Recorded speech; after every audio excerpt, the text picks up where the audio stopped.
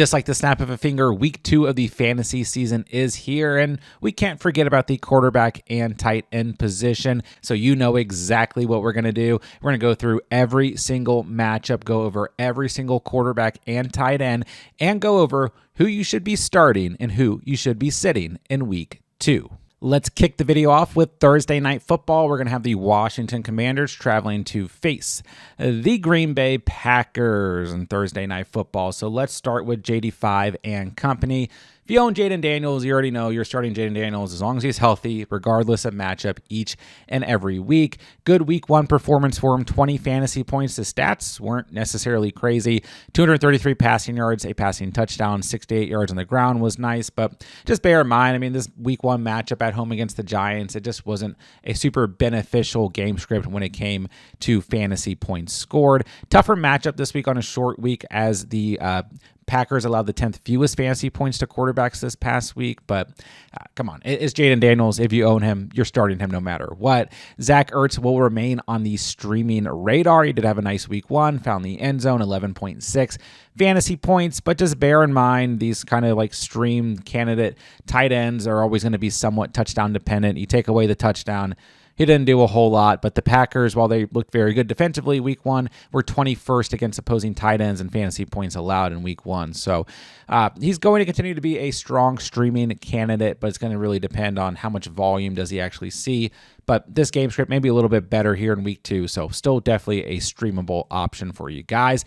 Then we look to the Packers side of things. I'm going to leave Jordan Love in the streaming area. Like I don't think he should necessarily be in the start category. He only had 15.9 fantasy points in week 1. He did throw 2 touchdowns, but only threw for 188 passing yards.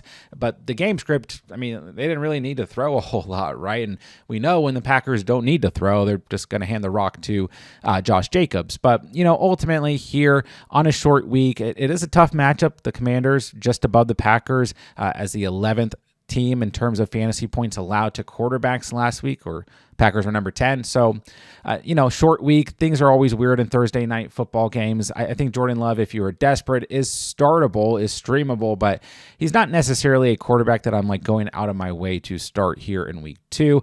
Then maybe I'm being unfair with putting Tucker Kraft in the start category. I'm just a Tucker Kraft believer, I guess. The Commanders were very good against the tight end position last week in terms of fantasy points allowed, number 4 overall. You know, Tucker Kraft, if anybody is touchdown dependent, it's probably Tucker Kraft. I mean, he had 2 catches last week. One of them was a touchdown, 9.9 fantasy points. But like I said, I'm just a Tucker Kraft guy, I guess, so I'm optimistic. He is maybe closer to the streaming category realistically, but I still believe in him. There's still some issues at wide receiver, although, I mean, the wide receivers played pretty decent for the Packers in week 1. So once again, going to be looking for a touchdown here. If it doesn't happen, you could be disappointed, but I still think Tucker Kraft is startable here in week 2. Moving into Sunday's action, we're going to have the Giants traveling to face the Cowboys. Russell Wilson, there were some rumors he may not be the starter in week 2, but then we got word from head coach Brian DeBall that Russell Wilson will indeed be the starter, but whether it's Russell Wilson or Jameis Winston or Jackson Dart at this point in the season, it's too early to consider any Giants quarterback in any way, shape, or form, even in Superflex format, a viable option as like a streaming candidate. So he's a sit for me. Theo Johnson, 1.5 fantasy points in week 1. No, thank you. It's a better matchup, I would argue, overall against the Cowboys this week than it was last week, I guess, but still, I'm not starting any of these guys. Please, for the love of God, don't start Russell Wilson or Theo Johnson. Looking to the Cowboys, I do think Dak Prescott belongs in the start category. If we took away the drops from his wide receivers last year, he would have an additional over 100 passing yards and 2 passing touchdowns last week, potentially, right? So I think Prescott played a good game. The drops really hurt him, and it was still a tough matchup against Philly in week 1. So if he disappoints again in week 2, then like it's probably time to panic on Dak Prescott, especially, you know, facing Chicago, Green Bay in the following 2 weeks. And it softens a little bit against the Jets and the Panthers. But still, when it comes to Dak Prescott, you know, going up against this Giants defense that struggled in week 1, bottom 12 against opposing quarterbacks, I think he's startable this week. Maybe, once again, a little bit unfair. Maybe he's closer to a streaming option, but I'm not going to lose the faith just yet. I think Prescott's still very startable here in week 2. And then we look to Jake Ferguson at the tight end position. He's just going to kind of live in that streaming area. Once again, probably looking for touchdown upside. He was one of the players who had a bit drop in this game, but still 6 targets was still pretty good to see, and 5 total catches. I mean, still not an awful stat line.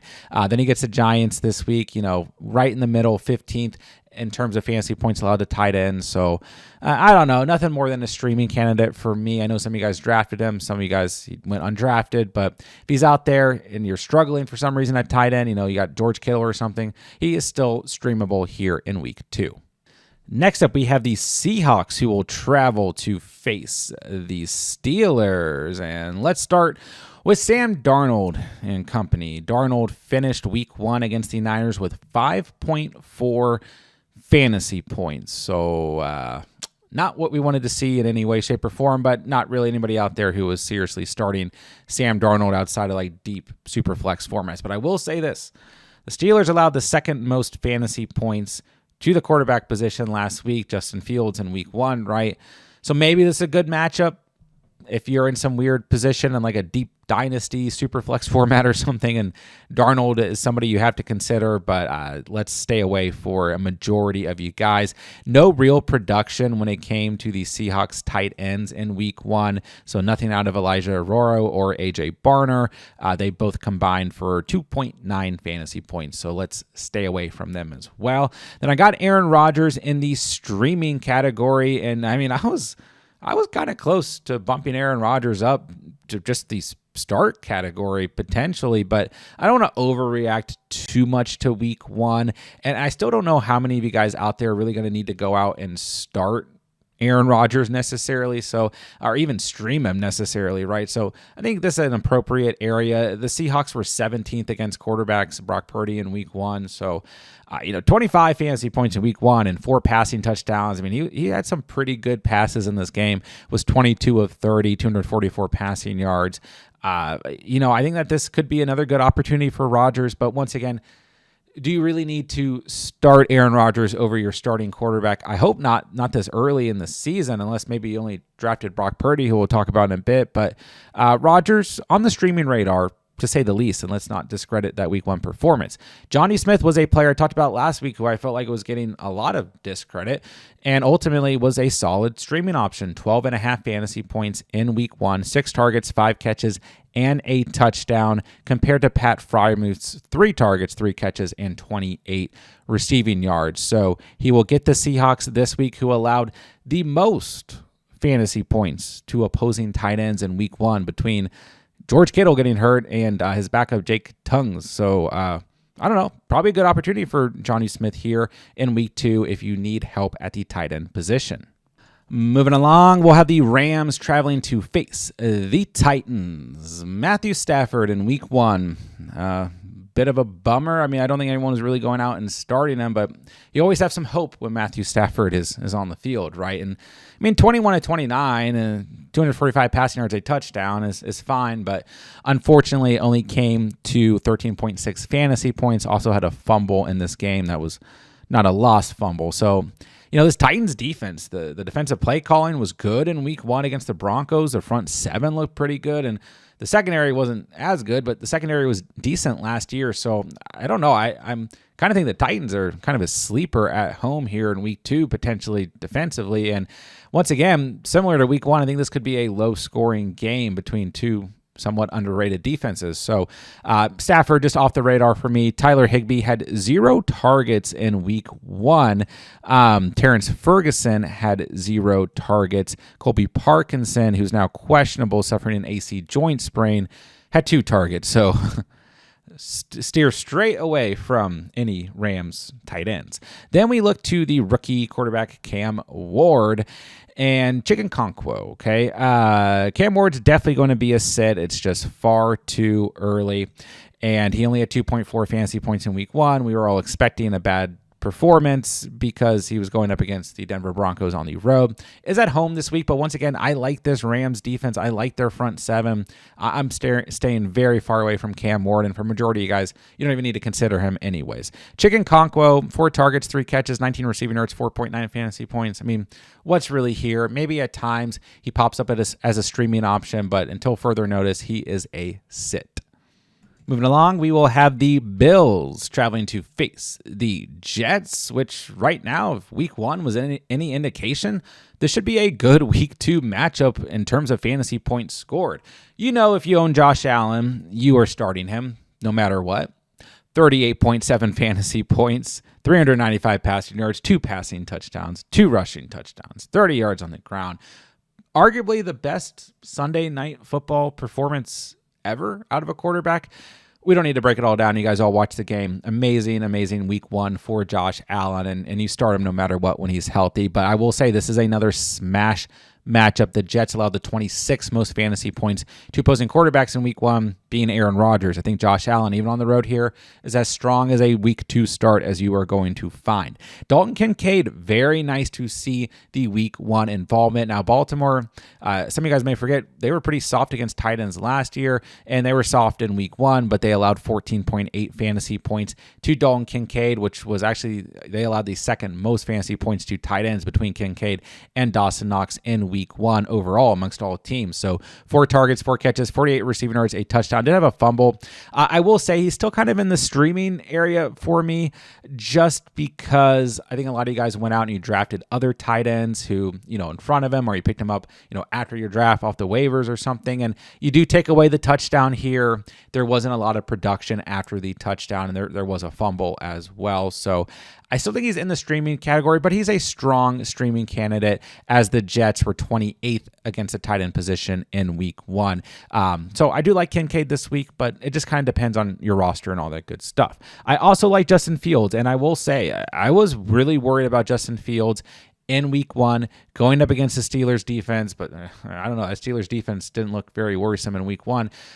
So I had him as a sit last week, but I told you guys I really like this upcoming stretch for Justin Fields. The Bills, the Bucks, the Dolphins, the Cowboys, week 6, rocky against the Broncos, but then the Panthers and the Bengals. Told you guys all last week, if he's out there on the waivers, you got to pick him up because there's so much upside in this upcoming stretch. And with what we got out of week 1, and yes, I will admit I was fully wrong on Fields in week 1, obviously, but what we got out of week 1, if that's any indication, then this is going to be a stretch full of upside for Justin Fields. 29.5 fantasy points in week 1, 218 passing yards, a passing touchdown, 48 yards on the ground, and 2 rushing touchdowns. For anyone worried about this being a run-first offense, I mean, Breece Hall still had 19 rushing attempts, 107 rushing yards, and Fields was still able to actively produce as a rushing quarterback. And he can still throw the football, okay? It's not always perfect, but we saw that dime to Garrett Wilson, right? So you got to feel good if you own Justin Fields, if you kind of took the quote-unquote risk on him, whatever. He is a very strong start here in week 2.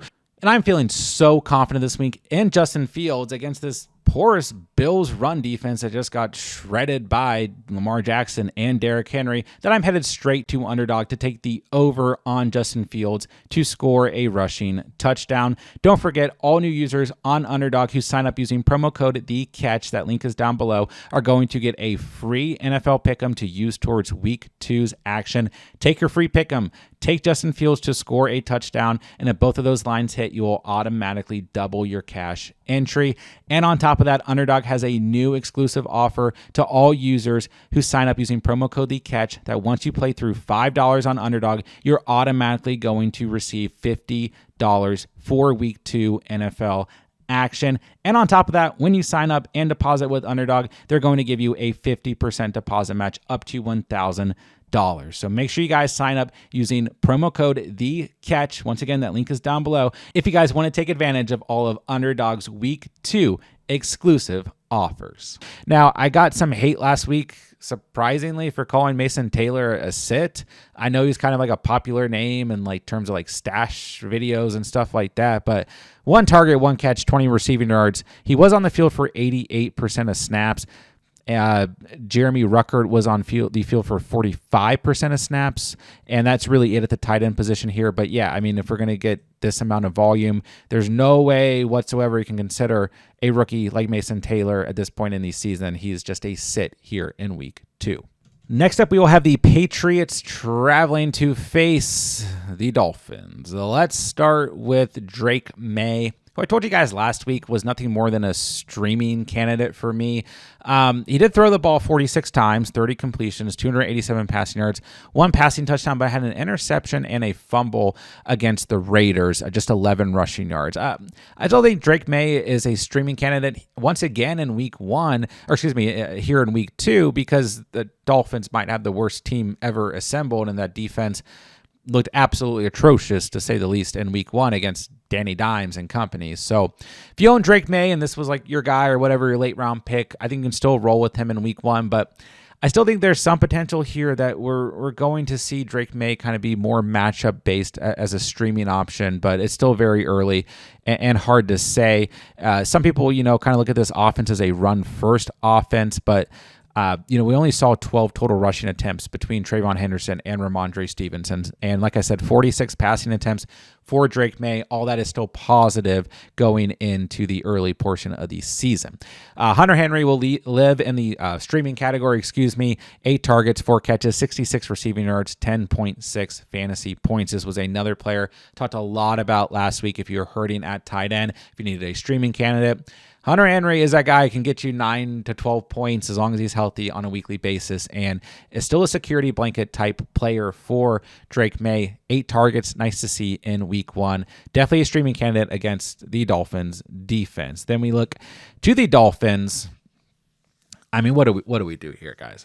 Tua's got to be a sit until further notice. 7.2 fantasy points in week 1 was absolutely seeing ghosts out there. 14 to 23, 114 passing yards. Did eventually throw a touchdown to Devon A-Chain, so thank God, Devon A-Chain owners. But 2 interceptions and a lost fumble. You can't feel good if for some reason Tua was on your roster. The Patriots were good enough against quarterbacks in week 1, 18th against the position, in case you're curious. But yeah, we're not starting Tua.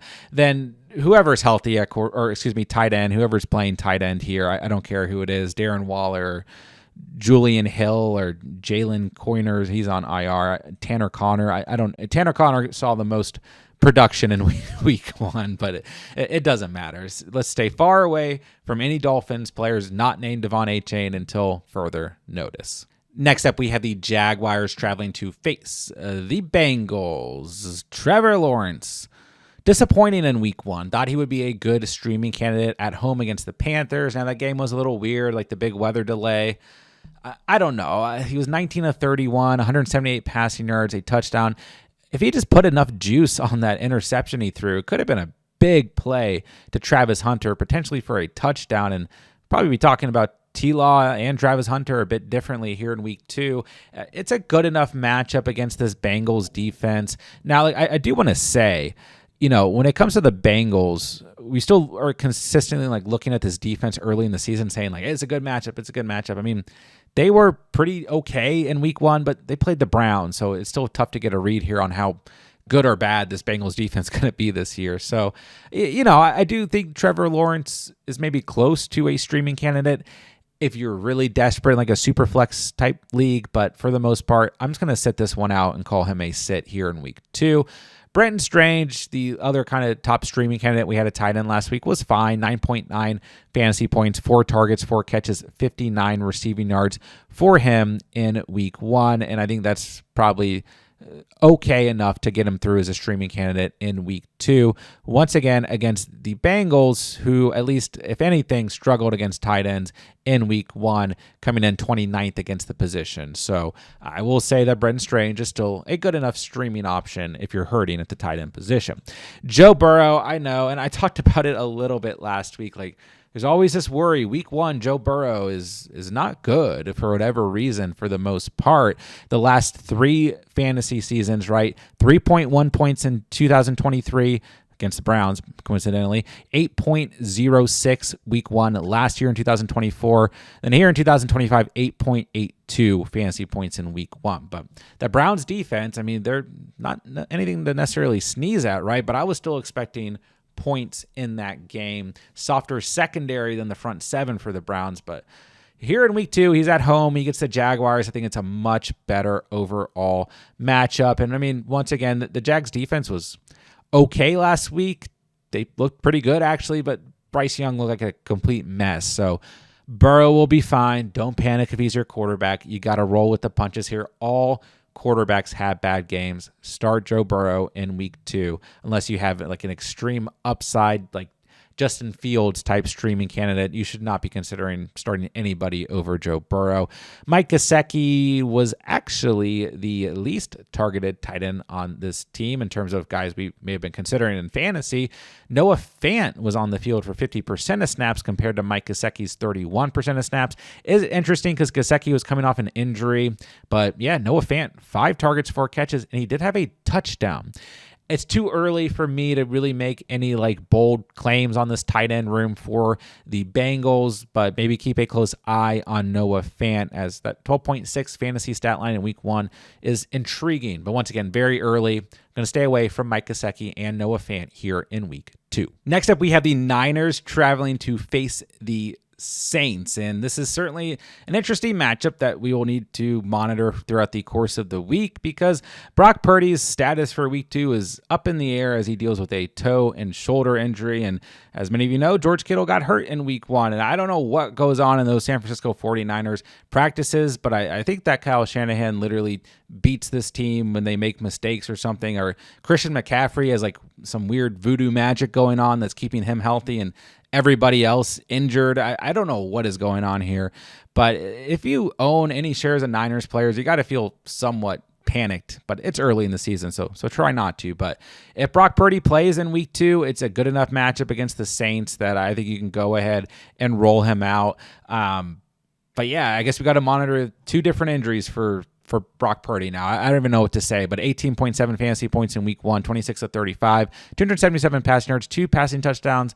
But he did have 2 kind of like boneheaded interceptions in this game too. So I don't know, but it's a good enough matchup here in week 2 that you can start him. I'm not expecting George Kittle to play in week 2, and the latest report is that he will be out 3 to 5 weeks. So I still left him on the screen, so you guys have some hope. But yeah, Kittle's not going to be out there this week, and that's unfortunate. But when it comes to the backups here, Mac Jones and Jake Tongues, I'm going to stay away, especially if Mac Jones is a starting quarterback. Like, I mean, maybe we have a connection between Purdy and Tongues, and I know I'm like saying his name wrong. I like saying it that way, but I mean, 3 targets, 3 catches, 15 receiving yards, and a very nice athletic touchdown catch for 10.5 fantasy points. Like, worth keeping on our radar while Kittle's out. But like, I mean, what kind of position are you in that you got to run to the waivers to, pick up the backup 49ers tight end? Let's just stay away here from the backups until we see something really concrete come to life. And hopefully Purdy can play in week 2, and hopefully we get George Kittle back as soon as possible.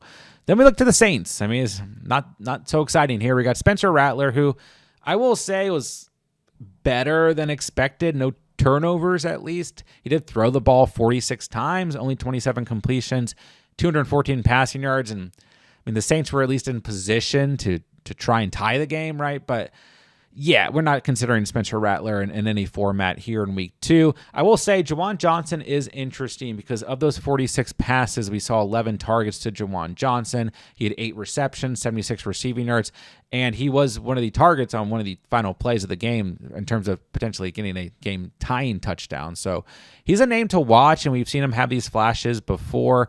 He had 15.6 fantasy points in week 1, which put him in the top 10 at the tight end position for week 1. So Johnson, a player to watch, but once again, I think there are stronger streaming candidates out there available. So I put the asterisk there. If you're absolutely desperate, maybe you could take a look at Juwan Johnson in week 2.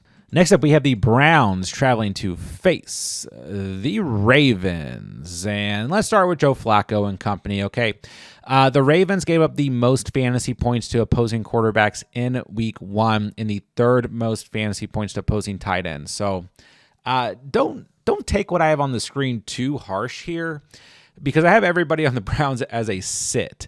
We'll start with Joe Flacco, who did throw the ball 45 times in week 1, 31 completions, 290 passing yards, a touchdown, 2 picks. He could be in the streaming category in like a super flex format if, like Brock Purdy's your QB2 and you only drafted 2 quarterbacks and he doesn't play or something like that, and like you're desperate. Maybe, but the 14.2 fantasy points in week 1, 2 interceptions against the Bengals. I still don't feel great here, but the matchup is good. And I said all last week, like, this Ravens defense looks really good on paper if this was like a game of Madden or whatever, but this Ravens defense was really not that great last year except against the run, and we saw that in week 1 to say the least, but that was the Bills. This is the Browns, so Flacco may be an option, but once again, like, how many of you guys really need to consider Joe Flacco in week 2? Hopefully not a lot of you guys. Now, with the tight ends, it's kind of the same thing for me. Like Harold Fannin, 9 targets, 7 catches, 63 receiving yards in week 1. Good matchup against the Baltimore Ravens, who allowed, like I said, the third most fantasy points to tight ends in week 1. Is he the guy? I mean, 9 targets, 7 catches on the field for 72% of snaps, and Njoku still 6 targets, 3 catches on the field for 84% of snaps. So it's tough to say here. I don't want to overreact.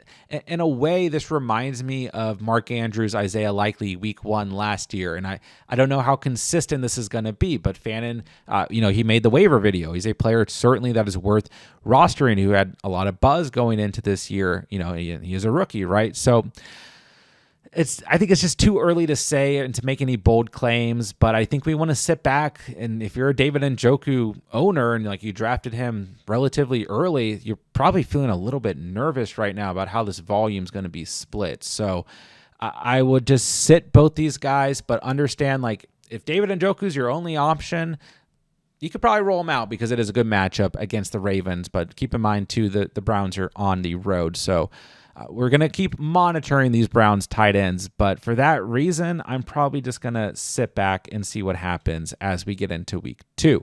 Lamar Jackson is a start no matter what every single week as long as he is healthy. The Browns, like I mentioned earlier, good against quarterback position in week 1, top 10 against the position, but come on, I mean, do we really need to discuss it? 209 passing yards, 2 passing touchdowns in week 1, as well as 70 yards on the ground and a rushing touchdown. You start Lamar Jackson no matter what. Mark Andrews, I still kind of left him in the streaming category. I mean, it's probably unfair to call Njoku a sit and then Andrews a stream. What concerned me the most about Mark Andrews in week 1 is, like, there's no Isaiah Likely out there. This game script, they needed to throw the football, especially as the game went on. And we saw a lot of production out of the wide receiver position, or more production than usual when it comes to this offense. And the guys who did not benefit were Mark Andrews and Rashad Bateman. And I mean, DeAndre Hopkins only had 2 targets, but he at least had the big touchdown catch, right? So I don't want to overreact here. Once again, Mark Andrews, week 1 last year had 3.4 fantasy points, and between weeks 1 and 4, he had 0 points 2 times, and he still finished as the tight end 6 on the year. So I still think he has some sort of role in this offense, but the game plan week 1 not benefiting him in any way whatsoever was worrisome to see. So I still think he's in the streaming area. And kind of like I said, I know Njoku's a sit on the screen, but he's still kind of like in that area too. So it just kind of depends what your options are, what your roster looks like. But Mark Andrews, certainly not my favorite player in week 2, but I don't think he's completely, just out of this offense here early in the season.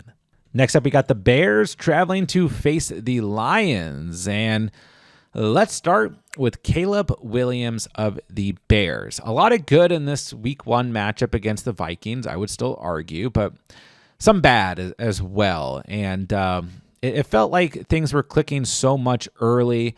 And don't get me wrong, they got a lot of scripted plays probably out of the way early on. And then it just felt like things were not clicking as the game progressed and late into the game, although they kind of had that, resurgence in the fourth quarter and a nice touchdown pass to Rome Odunze. But There's just something off, and I don't know. It's still a new coaching regime. It's still early, and ultimately ended up losing the game to the Vikings, as we all saw on Monday night. But when it came to fantasy, he had 24.2 fantasy points, so can't be calling him like a fantasy bust or anything quite yet. 21 of 35 passing the football, 210 passing yards, a passing touchdown, 58 yards on the ground, and a rushing touchdown as well. So good enough. And in week one, I mean, the Lions were not fantastic as a defense. They were kind of right there in the middle in terms of fantasy points allowed to quarterbacks, but I think go ahead and call Caleb Williams a start here in week two, maybe close to the streaming area. But hey, if you drafted Caleb Williams, you're probably in the Caleb Williams boat anyways, and like you have the confidence, so just roll with it. I think he's okay here in week two as a start. What was more concerning, I think, for fantasy out of the two positions was a tight end spot. Colston Loveland, just 2 targets, 2 catches in that week one matchup, and then Cole Kmet, 4 targets, 1 catch, and his was like a crazy one-handed catch or whatever for 31 yards. So it didn't really feel like the game plan benefited the tight end position, but once again, it's early. We're only in week 2 here. There's, not all hope is lost if you're someone who drafted Colston Loveland, but I don't think we can trust him here in week 2, although the Lions weren't great against the tight end position in week 1. But I would try to sit Loveland, and it's something I always tell you guys: if you go out and draft a rookie tight end, or like an injury-prone veteran tight end, always get a second tight end on your team. I know it doesn't feel good to draft that guy, but we've never seen a player play an NFL snap like a Colston Loveland. You want to take a second tight end to at least give you some hope, like a Dalton Kincaid or Kyle Pitts, just in case. So hopefully you guys have other options. If not, look to the streaming options in this video. Then we go to Jared Goff, who... I'm leaving him in the streaming area. The Bears finished 21st against quarterbacks in week 1, led up against J.J. McCarthy. I don't want to overreact to the Lions' performance in week 1 too much. I like that Packers defense, but Goff was 31 of 39, threw a touchdown, threw a pick, 225 passing yards. We did not get enough involvement out of Amon-Ra St. Brown or Jamison Williams, so hopefully that will change here in week 2, and ultimately I think it probably will, as the Lions are at home and they need to kind of bounce back from that week 1 performance. So Goff is still streamable, and we'll just kind of leave it at that. Depends on what you got. Sam Laporta, just still a solid start, maybe not the most upside, but he did have 9 targets, 6 catches, and 79 receiving yards in week 1, compared to just 6 targets for Amon-Ra and 5 for J-Mo. So he did lead the team in targets, which was nice to see. Jahmyr Gibbs led the team in targets, but Laporta is second with 9 to Gibbs's 10. So, still good for Sam Laporta nonetheless. And I think ultimately he's a solid start here in week 2. Let's move into the afternoon slate of games, starting with the Broncos traveling to face the Colts. Sam, if you own Bo Nix, you probably don't feel so good right now. 8.8 fantasy points in week 1. And I could definitely understand being a bit concerned as a Bo Nix owner right now. But as I mentioned earlier in the video, all quarterbacks have bad games. I'm not going to completely overreact to Bo Nix in week 1 by any stretch. Don't forget, through the first 4 games last year, he had 13 or less fantasy points in 3 of those 4 games. Still finished as the QB7 on the year. So I'm not worried about Bo Nix, not overreacting. And like I said earlier, the play calling defensively for the Titans was really good in week 1, and the front 7 played very well. I will say, though, the Colts defense looking a little sneaky right now. Hard to gauge. Is the Dolphins offense that bad, or is the Colts defense, who were actually okay last year, still okay this year? I think we'll find out. The Broncos are on the road here, so don't, always love that, but still, I think Bo Nix is going to be startable. Depends on who else is out there, who you can stream if you're really worried about it. Like I said, don't sleep on this Colts defense, but I'm not panicking on Bo Nix at the end of the day. Evan Engram has been dealing with some injuries. Looks like, he was still able to play week 1, obviously. Looks like he's going to be good to go here in week 2. I think he's still in the streaming category. I put the asterisk there because maybe he could be bumped up to a start because, week 1, he was coming off the injury. And then here in week 2, you should expect him to be fully healthy and everything. Once again, the Colts ranked high against opposing tight ends in week 1. So there's that. But he just had 4 catches, 3 targets, 21 receiving yards in week 1. It was really just Cortland Sutton in terms of, target volume in this matchup. And then next up was Troy Franklin and then Evan Ingram. So still decent enough for Ingram in week 1, but certainly not what you wanted if you drafted him where his ADP was. So he's in the streaming area, maybe could be a little bit higher. Hopefully he gets better in week 2. All right, now the elephant in the room is that I have Daniel Jones as a sit, who was the QB3 in week 1 of fantasy football with 29.4 fantasy points, 272 passing yards, a passing touchdown, and 2 rushing touchdowns. Listen, guys, I will give Daniel Jones all the props in the world, all his flowers. Love to see it. Honestly, I was super stoked for this Danny Dimes performance. But I think this magic could run out very quickly. Denver at home, at the Titans, at the Rams. This is a tough stretch against 3 teams with very good front sevens. So I am not optimistic about Daniel Jones, even in super flex formats, double QB formats here in week 2. There could be other opportunities, but then we look a little bit further, like the Raiders, the Cardinals, a little softer, but then the Chargers, Titans, and the Steelers. Like, this is a tough stretch of games. And ultimately, I just think this magic's going to run out. Maybe, once again, there'll be some streaming capacity for Danny Dimes this year, but I'm just not going to bank on it anytime soon against this tough stretch of defenses. So he is a sit for me, not a streamer for me in week 2. Tyler Warren is a start. 14.9 fantasy points in week 1, 9 targets, 7 catches, 76 receiving yards, on the field for 73% of snaps. That volume is just going to continue to increase and increase, especially in these games where the Colts are more than likely going to need to throw the football. And what Daniel Jones does like to do is he likes to throw to the middle of the field, which helps the tight end position a lot. Tyler Warren, between Warren and Loveland, I mean, I know we're only week 1 in, but in terms of the rookie tight ends, you probably feel a lot better if you drafted Tyler Warren at this point in time. And for me in week 2, he is a strong start. Next up, we have the Panthers traveling to face the Cardinals. Let's start with Bryce Young, who I thought was going to be a nice streaming option for you guys in week 1, but he was the exact opposite with 10 fantasy points, 2 interceptions, a lost fumble, and 154 yards through the air. Did have 40 yards on the ground. Got to be a sit for me. We're not going to consider this guy in the streaming radar anytime soon again until something is proven on a consistent basis. I don't know what happened to those strides he made at the end of last season, and it's still early. There's a long season ahead, guys, but not anytime soon are we going to be considering Bryce Young in any capacity. Jatavion Sanders, 3 targets, 2 catches. Still maybe a player to watch, but no thank you. We're not doing anything with him here in week 2. Then we looked at the Cardinals. I think Kyler Murray is a solid start here against the Panthers in week 2. Good enough matchup. I mean, the Panthers defense played better than I think some expected. You know, I also thought Trevor Lawrence would be a potential good streaming candidate in week 1, and the Panthers were 9th against opposing quarterbacks in fantasy points allowed this past week, but yeah, I'm not worried about it. I'll start Kyler Murray if I own him. 18 fantasy points in week 1, 2 passing touchdowns, just 163 yards through the air, but did have 38 yards on the ground. And I will say he was a little underwhelming against the Saints, but still startable. Good enough here in week 2. Trey McBride, you just start him if you own him every single week. 12.1 fantasy points in week 1 against the Saints.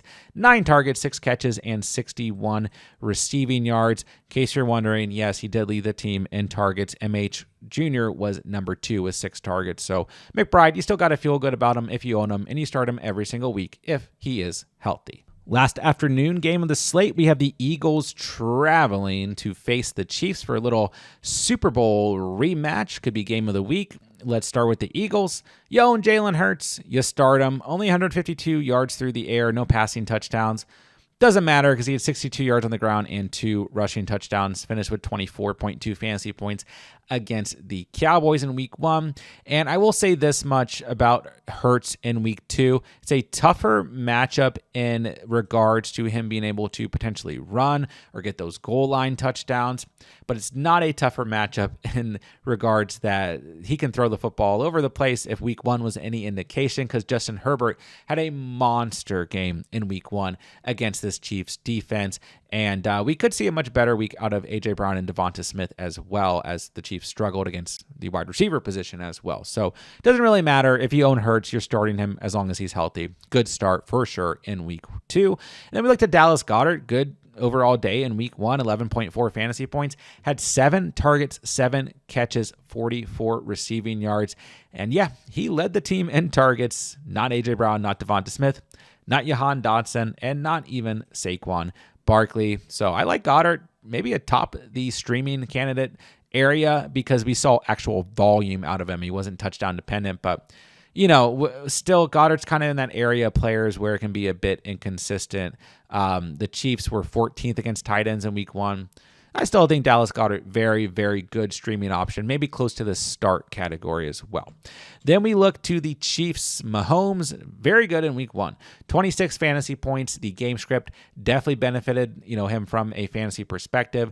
24-39, 258 passing yards, a passing touchdown. But what we saw out of Mahomes that feels like we haven't seen in recent memory was him running the football a lot. 57 yards on the ground, 9.5 yards per carry, and a touchdown.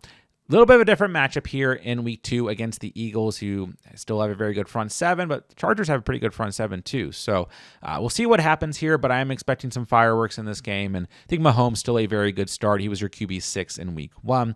Now, maybe not fair to put Goddard in the streaming area, but Kelce as a start, and I did kind of have Kelce originally closer to the streaming area. He was a tight end 2 in fantasy in week 1. Just 4 targets, 2 catches, though. He just had the big touchdown, 37-yard touchdown. So you take that away, there's basically nothing here except him injuring Xavier Worthy. So I can understand if you're low on Kelce in week 2. But I think ultimately for me, it just kind of comes down to one of these situations like, if you own Kelce, you're just rolling with him. You know what I mean? Like, you're going to start him anyways, unless you have, like, you also drafted Tyler Warren late or something, or like you picked up Kincaid or Goddard. I don't know. Like, I think a majority of guys, if you drafted Kelce, you're already rolling with the punches. So I think you just keep rolling with them here in week 2. Then Noah Gray, not really an option, just 1 target, 1 catch in week 1. So a lot of good options for quarterbacks and tight ends in this matchup here in week 2. All right, Sunday Night Football, we got a good one between the Falcons and the Vikings. A lot of interesting names to go over here. Let's start with the Falcons. Michael Penix, who we had as a streaming option last week, had 24 fantasy points. He was 27 of 42, 298 yards through the air and a passing touchdown, and ran the football 6 times for 21 rushing yards and a rushing touchdown. And I like him a lot here again in week 2 as a strong streaming candidate. The Vikings allowed the 24th most fantasy points to quarterbacks in week 1 against Caleb Williams. Michael Penix, I talked about him in the waiver videos, 35% roster at the time recording this. Strong option if you need help at the quarterback position, but not quite ready to put him in the start category. Kyle Pitts, another player who I think is a solid streaming option here. In week 2 of the season, he had 12.9 fantasy points in week 1, 8 targets, 7 catches, 59 total receiving yards.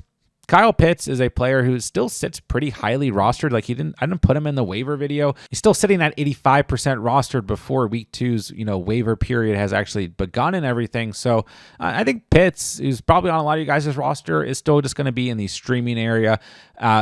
Worth noting that, the Vikings played pretty good against the tight end position in week 1, but I still think ultimately Kyle Pitts, strong streaming option, especially because we got injuries to Drake London. We got injuries to Darnell Mooney.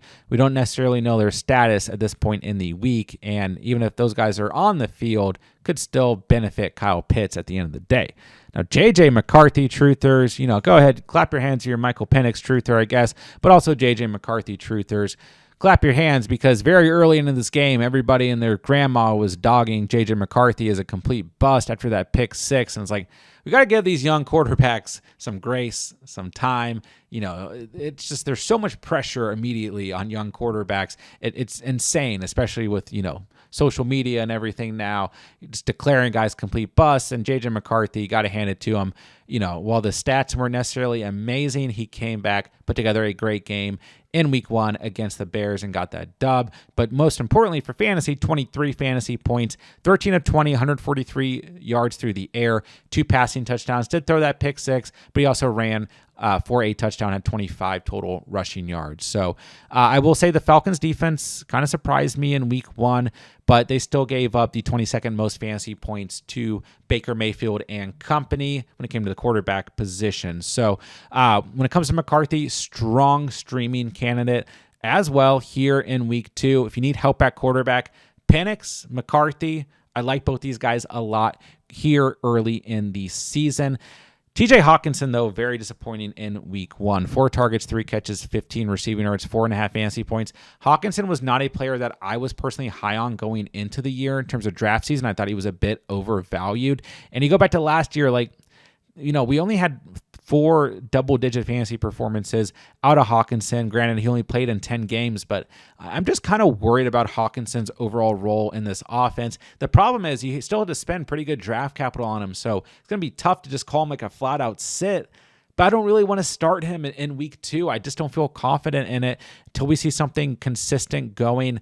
I can't call him more than a sit right now. It makes me way too nervous. So maybe look to some of the streaming options if Hawkinson is your starting tight end here in week 2. All right, to wrap things up, we're going to have 2 Monday night football games. Let's start with the Buccaneers traveling to face the Texans. Baker, Moneymaker, Mayfield. It did feel a bit disappointing in week 1. I was expecting a big stat line, but he still had a very good stat line. Still had 22.5 fantasy points, was 17 of 32 throwing the football, 167 passing yards. Not necessarily great, but he did throw 3 touchdowns, and he got the fantasy points. That's all that matters. Gets the Texans here in week 2, who do have a good front 7, do have a decent defense, but they still came in 14th against the quarterback position in week 1. The Bucs are on the road here. Maybe his upside somewhat limited, I guess, but I still like Baker Mayfield with confidence in week 2. I think if you own him, you got to roll with him. Cade Otton had a goose egg in week 1. I don't have anything else to say about that. He was coming off an injury. The game script should have benefited, any pass catcher on this team, but it really was just Emeka Egbuka and Mike Evans and a lot of Bucky Irving. So I'm going to sit Cade Otton. Don't have him in the streaming radar for now, and we'll have to see that maybe come to life. Once again, maybe because he was coming off injury, but it's still very worrisome. CJ Stroud, I had as a start last week, and I don't know why, because I was very low on CJ Stroud all of last year. And you go back to last year, right? I mean, it was a different team in this year, but we're looking at 18 or more fantasy points for Stroud last year 4 times. That's it. Every other game, 17 or less fantasy points. And I just don't know what to expect out of CJ Stroud. I know it's early, but the offensive line looked awful. The receivers weren't very involved. The run game wasn't good. And once again, I think the Rams defense may be underrated to a degree here. They're at home this week. The Bucs defense probably not as good as the Rams, but the times in that game against the Falcons, the defensive line looked good for the Bucs, so that worries me for the Texans. But I just can't start CJ Stroud. I can't. And it was more of a low end, super flex type start last week for me. It's just back to a sit. And I don't think we're going to talk a lot about CJ Stroud from a fantasy perspective this year, unfortunately. The schedule will get a little bit better, I guess. They get Jacksonville in week 3, but then Tennessee and Baltimore. I don't know. I'm probably staying far away from Stroud until further notice. Dalton Schultz, 5.8 fantasy points in week 1. No thank you. For me in this matchup at these 2 positions, it's just Baker Mayfield, and that's it. All right, last but not least, we will have the Chargers traveling to face the Raiders. Justin Herbert is the best quarterback ever, is I think what everyone's conclusion is from week 1. It was really nice to see because, Herbert was banged up going into last year, got banged up early in the season. Took a couple weeks for the Chargers to really get comfortable in terms of their passing offense. And for the most part, they were still a run-first offense last year, although we did have some nice, stretch of big games out of Herbert, kind of mid, then a little break, and then late in the season last year. But if we can get this type of production out of Herbert and this confidence in him throwing the football like this on a week-to-week basis, Herbert could be a top 5 fantasy quarterback this year. But we do know that this is still a system that wants to run the football. The Chiefs just have a very good run defense, and they slow down the run, to say the least, in week 1. So be interesting to see what we get week to week. But Justin Herbert, QB5 in fantasy in week 1, 318 passing yards, 3 passing touchdowns. You got to like it, especially with Quentin Johnston, Keenan Allen, and Ladd McConkey all looking good, all on the field. You got to feel good if you own Justin Herbert, especially if we can get some pass, production out of, or receiving production, I should say, out of Omari and Hampton at the running back position as well, who'd had just 2 targets last week. So Herbert, love him this week against the Raiders. Strong matchup. You got to roll with him. Although the Raiders defense was okay against Drake May and company in week 1. Herbert, no doubt, must start. Will Dissly, Tyler Conklin, we're staying away. This is a bad situation for fantasy, as Conklin was on the field for 43% of snaps. Dissly was on the field for 57% of snaps. Both will probably have little moments here and there, although Conklin did fumble in week 1, so maybe that hurts him. But yeah, this is not a situation for fantasy, unfortunately. When it comes to the Raiders, I think Geno Smith is streamable. I mean, the Chargers still gave up a fair amount of fantasy points to Mahomes, Geno, probably not in the same boat, but the Chargers are 27th against quarterbacks in week 1. So Geno, 18.4 fantasy points in week 1, passing touchdown, 362 yards through the air. Streamable if you have issues at quarterback. And then we do have to end the video on a bit of a bummer here, as we don't know the status of Brock Bowers, who suffered a knee injury in week 1. And at the time of recording this, his status is unclear for the week. And I think it'll continue to be unclear for a couple days if I had to guess. So if you own Brock Bowers, doesn't feel great. Hopefully he's okay. Doesn't miss a lot of time. Hopefully he plays in week 2 and is fine, right? But keep a close eye on the situation. If he plays, don't overthink it. You just got to start Brock Bowers. Maybe worried about re-injury or something. It's easy to worry about that kind of stuff, but with a player like Bowers, who still had 15.3 fantasy points in week 1, only on the field for 51% of snaps because of the injury, you still got to roll with him. And the nice thing to see was that Geno Smith did target Brock Bowers early and often in this game, and he put the ball out there for him quite a few times, let him make some big plays. So you got to like that. Michael Mayer did have 4 targets, 4 catches, 38 receiving yards, and some of that came before Bowers was hurt. But, you got easy to forget that Michael Mayer, coming out of his draft class, was arguably, the best tight end prospect in that draft class. So easy to forget that, and, not surprised to see him getting some sort of involvement. But, could he be an option if Bowers misses time? Sure, but once again, what position are you in that you really need to go out and start a backup tight end due to the tight end 1 being injured this early in the season? Monitor this situation, but for the most part, Myers just going to be a sit for me in week 2. And there you guys have it. There's every single quarterback, every single tight end for week 2 of fantasy football, who you should be starting, who you should be sitting. Don't forget, guys, if you have any fantasy football questions whatsoever, drop them in the comments down below. I'll be answering every single comment on this video. Start sit questions, waiver questions, trade questions, whatever it is, let me know. I'll get back to you guys as soon as I can. And while you're down there, it does me a huge help if you guys go ahead and hit that subscribe button. All we do here is free fantasy football content, redraft, dynasty, and best ball. If you're into that, be sure to subscribe on the way out. And when the playlists pop up on the screen for you guys, wherever they're going to be, make sure you guys check out all of our week 2 content. We're going to have everything you could possibly need to absolutely dominate week 2 of the fantasy season. With that, I'll say thank you guys so much for watching and or listening. And remember, you saw it here on The Catch.